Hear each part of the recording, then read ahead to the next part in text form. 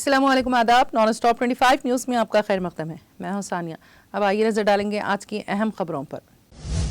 चीन ने हफ्ते को जुनूब मगरबी चीन के सूबे सेचुआन के जेचोन सैटेलाइट लॉन्च सेंटर से 3 नए रिमोट सेंसिंग सैटेलाइट्स को कामयाबी के साथ लॉन्च किया। बांग्लादेश में मुल्क की गैर मुय्यना मुद्दत की ट्रांसपोर्ट हड़ताल शुरू होने से मुल्क में मामूलाती जिंदगी पर बड़े पैमाने पर असर पड़ा है। Swiss institute of virology and immunology के एक मुताले की ये बात सामने आई है कि वैक्सीन की खुराक हामिला खवातीन को उनकी नाल और जनीन को नुकसान से बेहतर तौर पर बचाने में मदद देती हैं।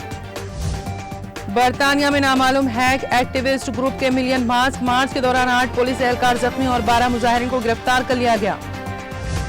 इराक में गुज़िश्ता माह सामने आने वाले इंतखाबी नतायज के खिलाफ दारुल हुकूमत बगदाद में एहतजाज करने वाले सैकड़ों मुजाहिरीन की पुलिस और सिक्योरिटी फोर्सेस के झड़पों में 100 से ज्यादा अफराद जख्मी हो गए। दिल्ली के वज़ीर आला अरविंद केजरीवाल ने मुफ्त राशन स्कीम को मजीद 6 माह बढ़ाने का ऐलान किया है। रियासत त्रिपुरा में होने वाले फिरका वाराना फसादात के मामले में अजमेर दरगाह कमेटी के नायब सदर सैयद बाबर अशरफ ने अपने रद्द-ए-अमल का इजहार करते हुए कहा कि अदालत उज़्मा को आज खुद नोटिस लेकर तशद्दुद में मुलविस अफराद के खिलाफ कार्रवाई का हुक्म जारी करना चाहिए। अगर मुल्क की अदलिया से अवाम का एतमाद उठ गया तो मुल्क का मुस्तकबिल तारीकियों में चला जाएगा। दारुल हुकूमत दिल्ली के कोटिया मार्ग पर वाक़ त्रिपुरा भवन के बाहर तलबा यूनियनों और वकला तंजीमों की जानिब से एहतजाजी मुजाहरा किया गया। यह एहतजाज त्रिपुरा पुलिस की जानिब से फैक्ट फाइंडिंग रिपोर्ट तैयार करने वाले वकला को UAPA के तहत जारी किए गए नोटिस के खिलाफ किया गया। जमीयतुल उलमा हिंद के सदर मौलाना अरशद मदनी ने त्रिपुरा फसाद के सख्त अल्फाज में मजम्मत करते हुए कहा कि शरपसंदों के खिलाफ अब तक किसी ठोस कार्रवाई का ना होना इंतहाई अफसोसनाक है। ये रद्द-ए-अमल उन्होंने जमीयतुल उलमा हिंद के त्रिपुरा के फसाद ज़दा इलाकों का 3 रोज़ा दौरा मुकम्मल करने के बाद पेश की गई तफसीली रिपोर्ट पर दिया है। रियासत झारखंड के दारुल हुकूमत रांची के निंगड़ी थाना इलाके में 2 नौजवानों का पीट कर कत्ल कर दिया गया। ये वाकया रांची खुंडी सरहद से मुतसिल लूधमा के करीब पेश आया है। श्रीनगर और जम्मू के दरमियान दारुल हुकूमत की मुंतकली की 149 साल पुरानी रिवायत को मनसूख करने के 4 माह बाद जम्मू और कश्मीर इंतजामिया ने GAD के ऑर्डर में तरमीम की है और जम्मू में अपने मुलाजिमीन के लिए रिहाइश की सहूलियात को मंजूरी दे दी है। राजस्थान के साबिक नायब वजीर आला सचिन पायलट अपने आवाई गांव विवेदपुरा पहुंचे। उन्होंने गांव में मुनक्किदा गोवर्धन पूजा में शिरकत की। इस मौके पर कहा, हमें इस मुकद्दस त्योहार भाईचारे का पैगाम देना चाहिए। बीजेपी ने आपसी भाईचारे में जहर घोलने का काम किया है। अक़लियती मोर्चा के कौमी सदर मौलाना इकबाल कादरी ने कहा कि उत्तर प्रदेश में जो मुसलमानों के हालात हैं वो किसी से पोशीदा नहीं है, लिहाजा मौजूदा हुकूमत को अगर इख्तिदार से कोई सियासी पार्टी बेदखल कर सकती है तो वो समाजवादी पार्टी है। इसलिए सभी मुत्तहिद होकर समाजवादी पार्टी की हिमायत करें। नार्कोटिक्स कंट्रोल ब्यूरो ने मुंबई रीजनल यूनिट के डायरेक्टर समीर वाखंडे को आर्यन खान केस से हटा दिया गया, ताहम वो मुंबई रीजनल यूनिट के डायरेक्टर बने रहेंगे।